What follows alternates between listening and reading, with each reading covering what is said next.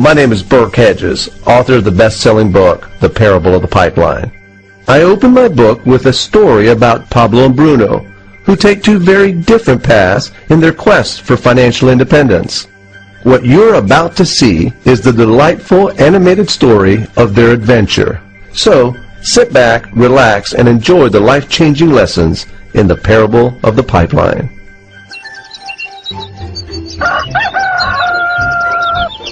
Far away, in a small village, near a beautiful valley, lived two friends, Pablo and Bruno. They were both young and dreamed of a better life for themselves.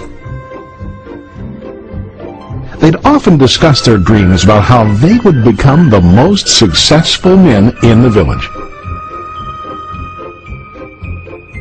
They weren't afraid of hard work, and they searched for opportunities to help realize their goals and achieve their dreams. One day, an opportunity presented itself.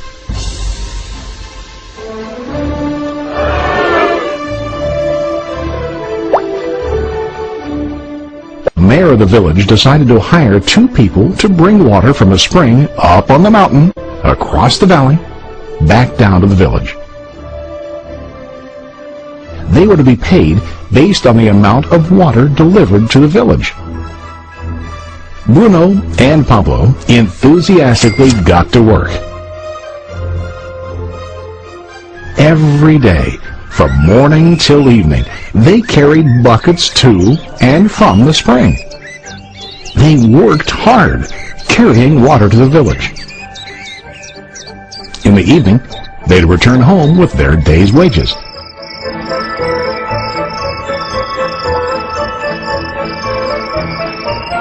Bruno was satisfied with his work and the money he earned.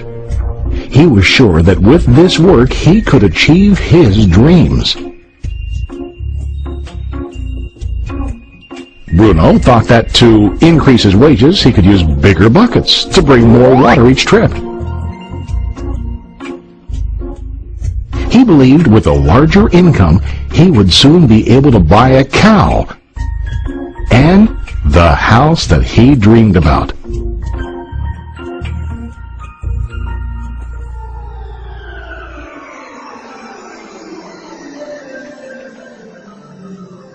Now Pablo was not satisfied. At the end of the day, his back and hands ached, and he was exhausted. He was looking for an easier way to earn more. One day an idea occurred to Pablo. He imagined building a pipeline to deliver the water from the mountain spring to the village. With this pipeline, he could get more water to the village without carrying buckets back and forth from the spring to the village. Soon, he got very excited about his idea and began to plan. Pablo, of course, shared his idea with his friend Bruno and asked him to join with him to work on and help build the pipeline. Bruno thought the idea was crazy.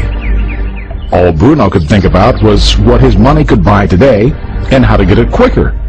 He felt that building a pipeline would slow him down and delay him in achieving his goals.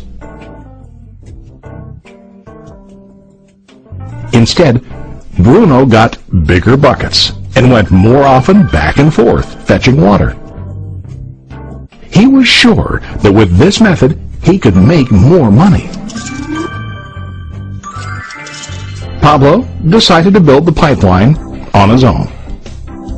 He understood that it would not be easy to build, and it would take time to complete the pipeline. Pablo knew that it could take several years to finish, but he set his mind on his goal. Every day he worked and carried water like before. But on weekends and during his spare time, he worked hard to dig in the rocky soil and build his pipeline. In the first month, there was little to show for his work.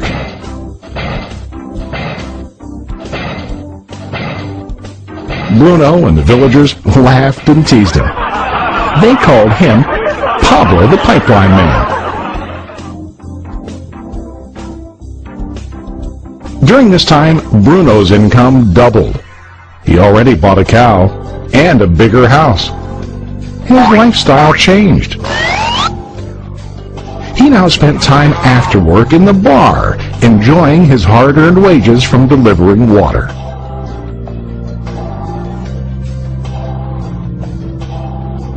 What Bruno didn't realize was that his body was starting to stoop from carrying heavy buckets every day.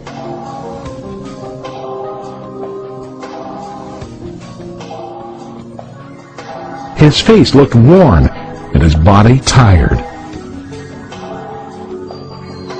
Soon, he began to carry less and less water due to the wear and tear on his body.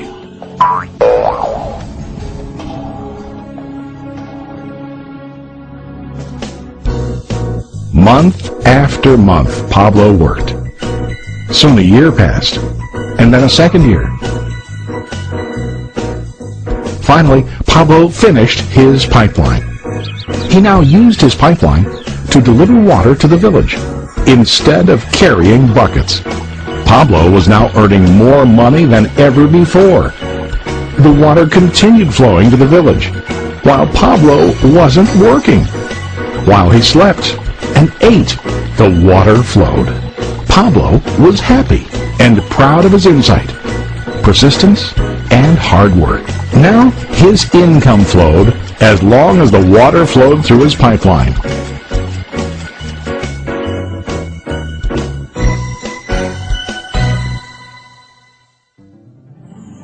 The story of Bruno and Pablo is a reflection of life. Their jobs symbolize what most people do to earn money. Bruno gets his money using buckets. He goes back and forth, carrying his buckets from the spring to the village in exchange for money. To increase his income, he either has to go more frequently to the spring or to use larger buckets.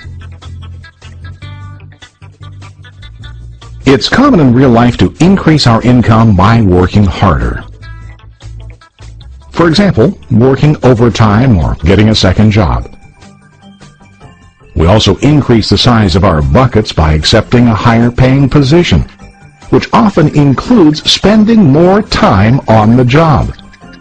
Most of us exchange time for money like Bruno. We know that every person has only 24 hours in the day and that it's not possible to use all our time to work. The most difficult time comes when we can no longer exchange time for money due to age, health, or other reasons. Then, our income stops. Now let's review what Pablo did. Very wisely, Pablo did not exchange all of his time for a limited income, but he used some of his time to build a pipeline. He knew that the pipeline would bring ongoing income as long as the water flowed. An ongoing income that multiplied the time he worked each day. Pablo knew that someday, maybe because of age or health, he would no longer be able to exchange his available time for money. Pablo knew that if he could make his idea of a pipeline work, then he only has to do the hard work of building the pipeline. After the pipeline was completed, Pablo was able to monitor and maintain the flow of water to ensure that his income will continue. Pablo has shown us that to earn an income, we don't always have to directly exchange time for money. There really are better ways. How about you? Are you still like Bruno, who directly exchanges time for money? Or do you want to be like Pablo, building and maintaining a pipeline for ongoing income? If you are interested in the idea of building your own pipeline, contact the person who lent you this presentation. You can start building your pipeline today.